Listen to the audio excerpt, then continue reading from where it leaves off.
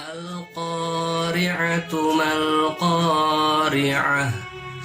wa ma adraka mal-qari'ah. Kita akan kupas supaya jelas, supaya detail ya penjelasannya. Maka dari itu jangan skip video saya ya. Saya manusia, laki-laki, perempuan. Kalau bencong berarti bukan termasuk ya. Nah, huruf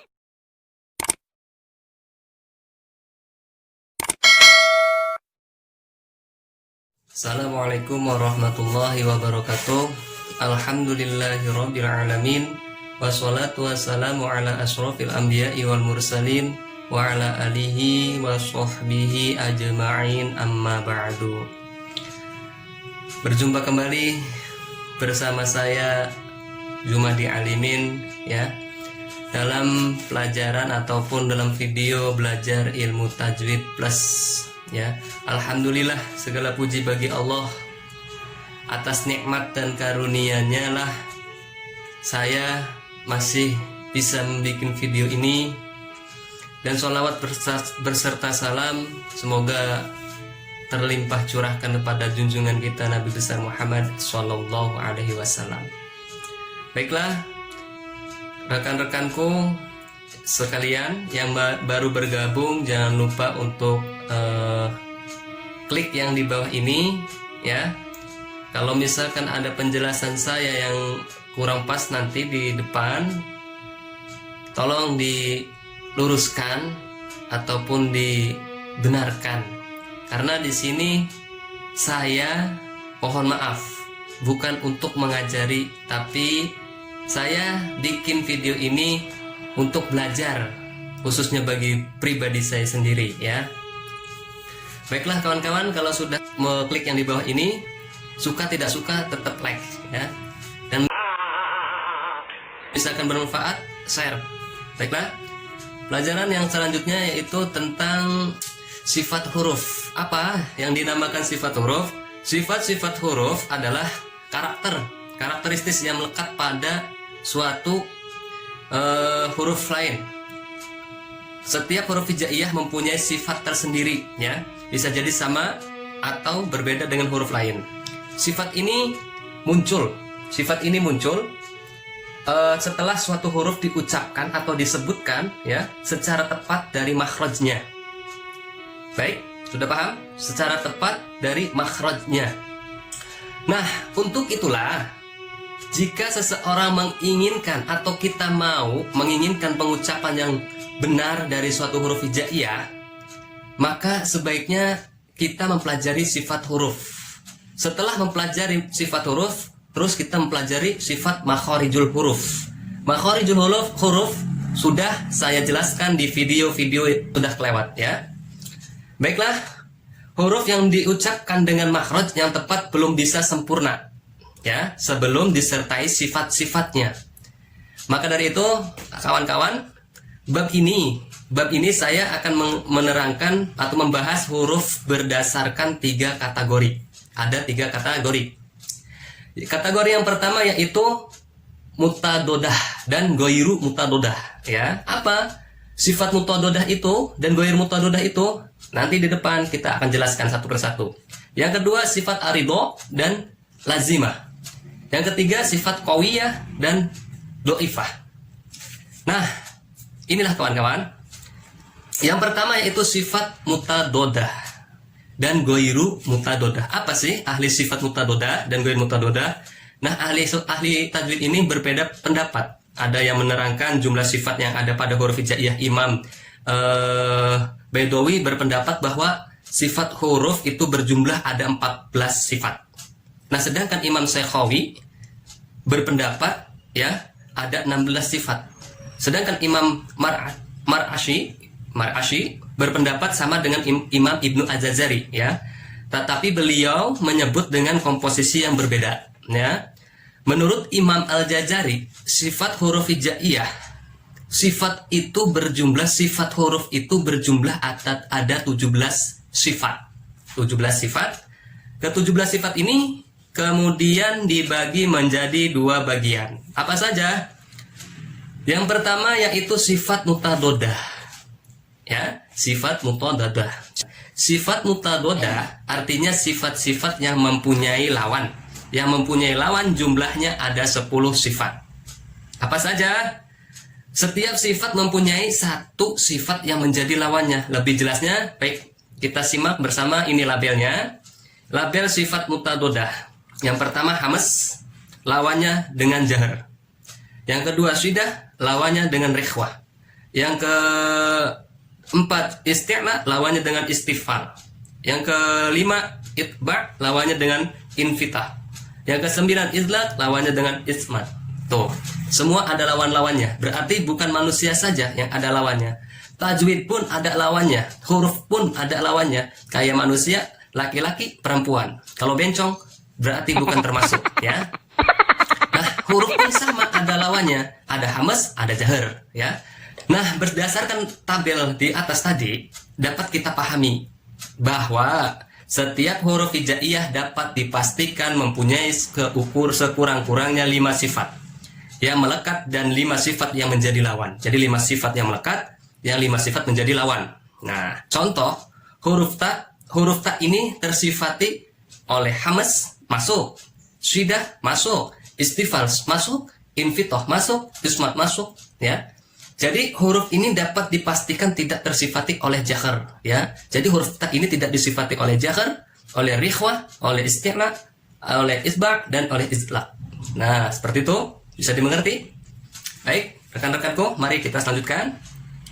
Untuk lebih jelasnya, nih pembahasan sifat nih, pembahasan sifat huruf ini, sifat mutadodah ini, mari kita mengupas ke 10 sifat, ya.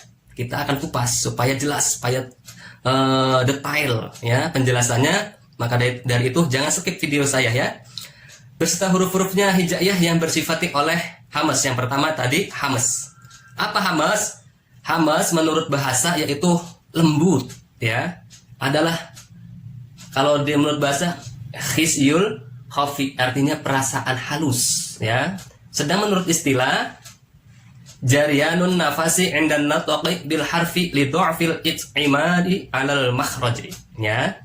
Kata sini artinya menurut istilah keluarnya atau berhembusnya nafas ketika mengucapkan huruf karena lemahnya tekanan terhadap makhraj huruf tersebut. Itu yang dinamakan hamas. Jadi yang dinamakan hamas itu keluarnya suara atau berhembusnya nafas ketika mengucapkan huruf karena si huruf hamas ini lemahnya tekanan terhadap makhraj huruf tersebut, ya. Gimana cara membacanya? Baiklah, seperti menghembuskan nafas. Cara membacanya seperti menghembuskan nafas atau mengeluarkan nafas, ya. Itu disebut hamas, ya. Baik ketika huruf hamas dalam keadaan berharokat maupun mati. Tetapi kecuali huruf 2. Apa huruf 2 itu? Yaitu kaf sama ta. Ka sama ta. Huruf ka sama ta ini hanya terlihat hamasnya ketika dibaca sukun atau diwakof. Maka akan terlihat hamasnya, ya. Huruf-huruf hamas ada 10. Hurufnya hamas ini ada 10. Yang dirumuskan dalam fahasyatu syakhsun sakata. Ya, fahasyatun, ya. Yang pertama huruf fa. Mari kita latihan membaca huruf-huruf hamas dalam kalimat fa. Fa min afwahihim, fa-nya disukun afwahihim, jangan afwahihim, min afwahihim, ya. Jadi kurang pas. Jadi kita menghembuskan nafas sambil mengeluarkan huruf afwahihim, min afwahihim, ataupun di fathah, ya. Fa idza nufikha, seperti itu. Contoh huruf ha, ya.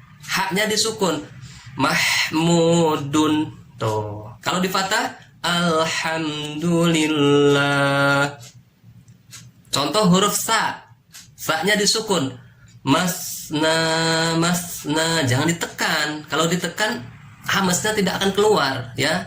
Jadi tadi yang di awal itu hamas itu menghembuskan nafas. Keluarnya itu menghembuskan nafas. Masna, masna, salasah. Masna, salasah, ya. Tuh. Terus yang keempat huruf H. Huruf H hanya disukun. Ihdinas, jangan digentak ataupun ditahan. Jadi nggak keluar hamasnya. Ihdinas, nggak keluar. Jadi dihembuskan. Ihdinas dengan lembut, hembusan nafas dengan lembut ya. Ihdinas syiratal mustaqim. Ataupun yang berharokat min afwahihim ya, jangan digentakkan. Ada lagi yang digentakkan hukumnya ya, min afwahihim. Tuh contoh yang ke selanjutnya yaitu huruf shin. Huruf shin, shinnya disukun, la yash'urun ya, seperti itu.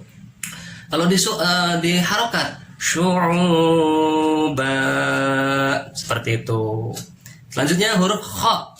Huruf kha yang disukun ini masih menerangkan contoh-contoh tentang huruf-huruf hamas ya. Contoh selanjutnya kha, yakhtasimun. Terus yang diharokat khotama, khotama itu ada lingkarannya, berarti ini huruf hamasnya ya. Yang selanjutnya shod atau so yang disukun, islah min solsolin kal fakhor, seperti itu ya. Selanjutnya huruf sin, sin yang disukun, yuwas wisu ya, yuwas wisu. Tuh kalau di fathah, kalau di harokat sakhara ya, sanya ada, khonya ada, sakhara lana ya, seperti itu. Contoh selanjutnya yaitu huruf kaf. Huruf kaf yang disukun kayak contoh Allahu Akbar, Allahu Akbar. Tuh jadi sukun jelas kalau kafnya. Kalau misalkan tidak disukun, iyakana. Kalau tuh harokat, iyakana ya. Contoh huruf fa, fa yang contoh huruf ta, ta yang disukun ya, fathun, fathum mubina, fathum ya. Kalau di harokat nasta'inuh dinasiratal mustaqim, taknya ya. Jadi untuk latihan mengucapkan huruf-huruf hamas ya, dapat dibaca tuh surat Shad ya. Surat Shad 17 sampai 33, di situ banyak yang mencontohkan tentang ataupun contoh-contoh huruf-huruf hamas, di situ banyak ya.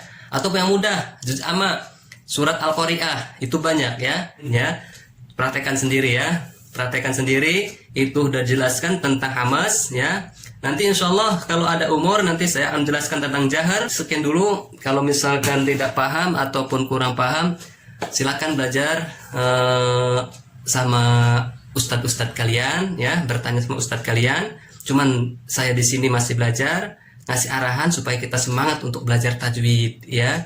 Usikum wa nafsi bitaqwallah. Assalamualaikum warahmatullahi wabarakatuh.